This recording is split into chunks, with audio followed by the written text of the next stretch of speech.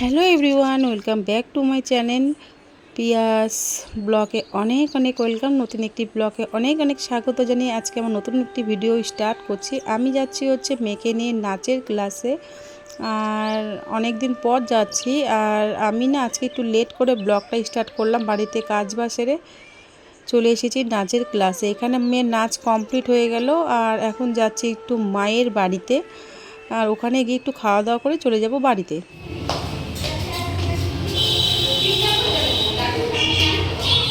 তো বন্ধুরা, এই সবে মাত্র বাড়িতে আসলাম। তো এখন বাজে ঘড়িতে 1:30। আমি এখন রান্না করবো, ঘরবাড়ি গুছাবো, কাপড় ধোবো, সব কাজ করবো। তো তোমরা সাথে থাকো, তোমাদের সাথে পরে কথা বলছি।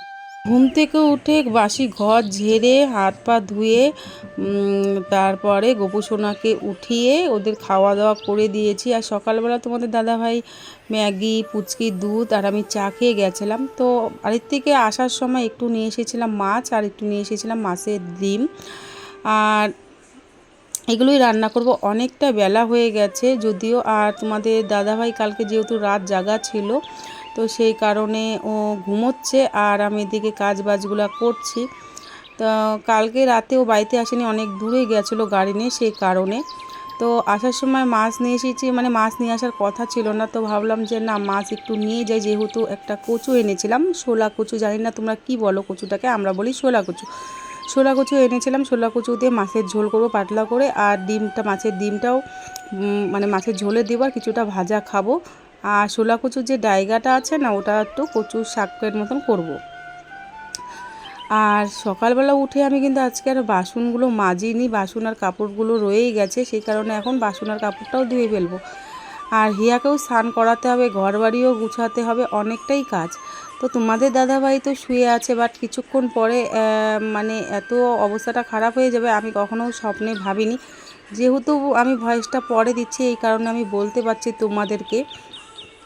হঠাৎ করে তোমাদের দাদাভাই ঘুম থেকে উঠার পর দেখছি তোমাদের দাদাভাই প্রায় 107-8 জ্বর, মানে এত জ্বর, মানে বলার মতো না। আমি মাথা ধুয়ে দিচ্ছি, জল পড়তে দিচ্ছি, ওষুধ খাইয়েছি, কিছুতেই কিছু হচ্ছে না। তো যাই হোক, তোমাদের দাদাভাই ঘুম থেকে যখন উঠার পর জ্বরটা দেখি, তারপরে আমি বললাম ওষুধ খেতে, যেহেতু ওর না খালি পেটে ছিল, সেই কারণে আমি ওকে একটু মাছের ডিম ভাজা আর কালকে ছিল মাছের ঝোল, ওটা দিয়ে ভাত খাইয়ে দিয়ে একটু ওষুধ খাইয়ে ঘুম পাড়িয়ে দিয়েছিলাম।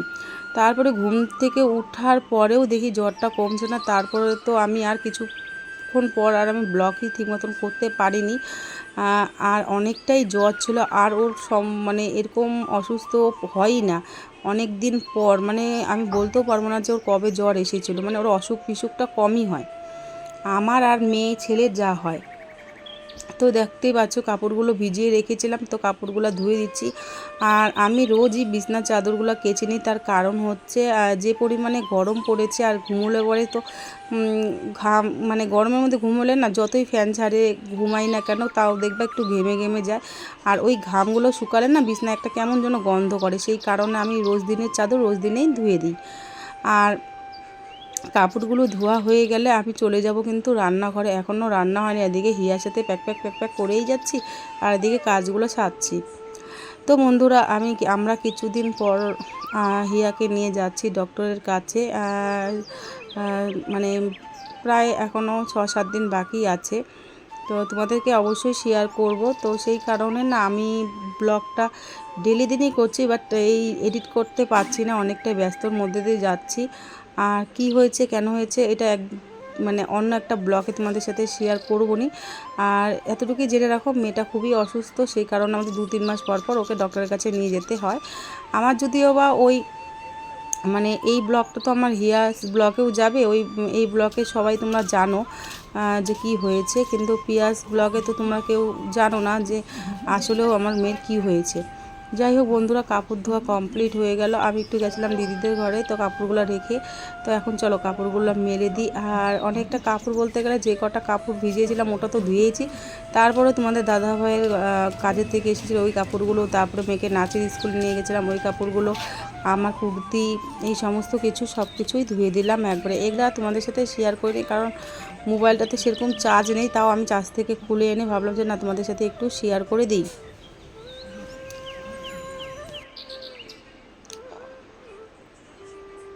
এই সংসারটাকে কিভাবে যে একার হাতে সামলে সে একমাত্র আমিই জানি। সংসারে একমাত্র আমি একাই, আর সমস্ত কাজ বাজ আমার নিজের হাতেই করতে হয়। আর মানে এত কষ্ট করে করতে হয় সেটা আমি কাউকে বলে বোঝাতে পারবো না। যাই হোক, ওগুলো কথা থাক। সমস্ত সংসারে সবাই কাজকর্ম করেই থাকে, সেটা আমি একা নয়। কিন্তু তবুও আমার একটু কাজটা বেশিই মনে হয়, কারণ আমার এই কাজকর্ম করেও আমাকে পার্লারের দিকে, পার্লার আছে যেহেতু, পার্লারের কাজকর্মগুলো করতে হয়। তারপরে বাইরে অনেকগুলো কাজের সাথে যুক্ত আছি, সেগুলোও করতে হয়। তারপরে তো ভিডিও করি, যেহেতু ভিডিওগুলোও রেডি করতে হয়। তো এই সমস্ত কাজ করতে করতে আমার সারাটা দিন কেটেই যায়। আর ওদিকে দেখছো ভাই আর আমাদের টঙ্ক হচ্ছে আম পাচ্ছিলো, ওরা আম মাখা খাবে। তো আমি বললাম যে একটু বেশি করে আমগুলো পার, আমিও একটু তোদের সাথে আম মাখা খাবো। আর এই বছরে ফার্স্ট আম মাখা খাবো। তো খুব ইচ্ছে করছিলো। আর গরমটা তো ভীষণ পরিমাণে পড়ছে, তো একটু টক খেলে ভালোই লাগে গরমের সময়, তাই না? তো কাকিদের বাড়িতে আমগুলো বেশ বড় হয়েছে, কিন্তু জানো তো প্রচণ্ড পরিমাণে টক। তো যাই হোক, টকটা খেতে ভালোই লাগে। আর আমি যদিও বা আমি টকটা একটু কমই খাই, অতটাও খাই না, কিন্তু মাঝে সাঝে খেয়ে থাকি।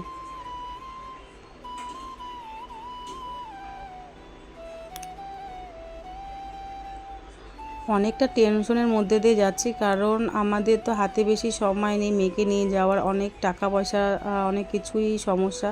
তো এত কিছু সমস্যার মধ্যে দিয়ে যাচ্ছি জন্য না আমি আর ব্লগটা রেডি করতে পারছি না। তখন মনই চায় না তোমাদের ব্লগটা রেডি করে দিই, কারণ হচ্ছে দেখবা মনটা যদি ঠিকঠাক থাকে তাহলে ব্লগটা দিতেও ভালো লাগে। আর আমি যেহেতু ব্লগ নতুন করছি, সেই কারণে সবটা শেয়ার করতেও পারি না। আমি মনে করি যখন বড়, মানে যারা বড় আর কি ব্লগার, তারা সব কিছুই তোমাদের সাথে শেয়ার করে।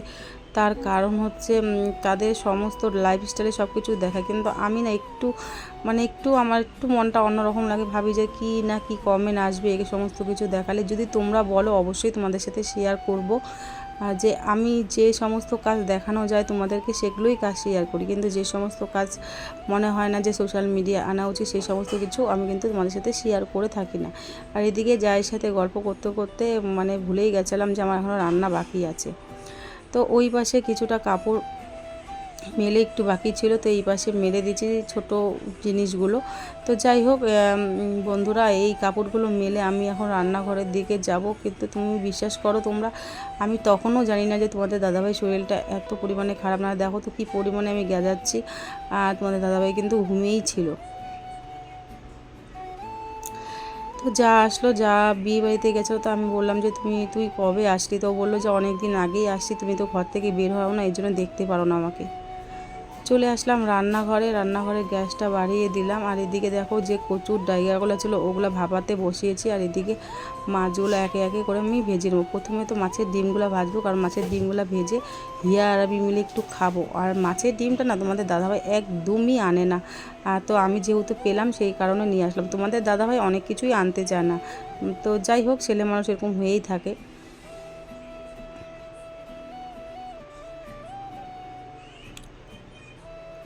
তো বন্ধুরা, তোমরা আমাকে একটা করে কন্টেন্ট বলো, আমি অবশ্যই কিন্তু তোমাদের সাথে শেয়ার করব। আর যতটুকুই পারি শেয়ার করার চেষ্টা করব। তো যাই হোক, তোমাদের দাদাভাই যেহেতু খাবে বলছিল, ঘরে ও উঠে গেছিলো, তো সেই কারণে কালকের মাছগুলো যে ছিল ওগুলা ভেজে দিচ্ছি। আর এদিকে দেখো মাছের ডিম আর মাছের ডিমগুলো ভাজা বসিয়েছি। মাছের তেল না, হলুদ আর লবণ মাখিয়ে নিয়েছি। আর এই যে কচুর ডাইগাগুলো সিদ্ধ কিন্তু হয়ে গেছে, ভাপানো হয়ে গেছে। এই যে ডিমগুলো ভেজে নিলাম, চলো খেয়ে দেখি কেমন হয়েছে। ঘুমাইছে নাকি?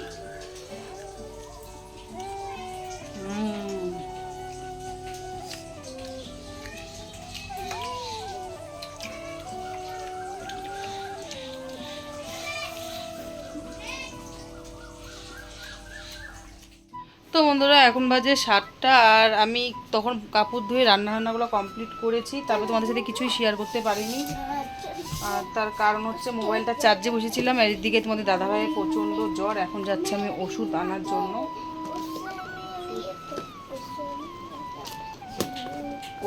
জন্য। তো সাথে থাকো। আর কি, খাওয়া দাওয়া ঠিক মতন করে নেই এখনও, খাওয়া দাওয়া করি নেই, সেই কারণে আর খাওয়া দাওয়াটা শেয়ার করিনি।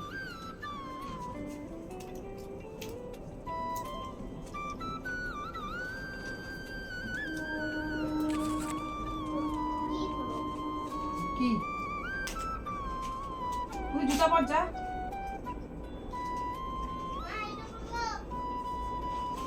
কিটা রে কি নিছি তো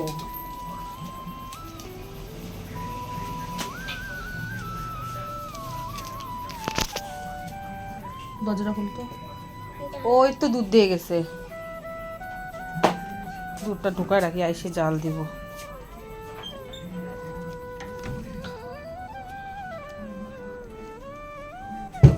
আইসে জাল দিব আইসে বানাবো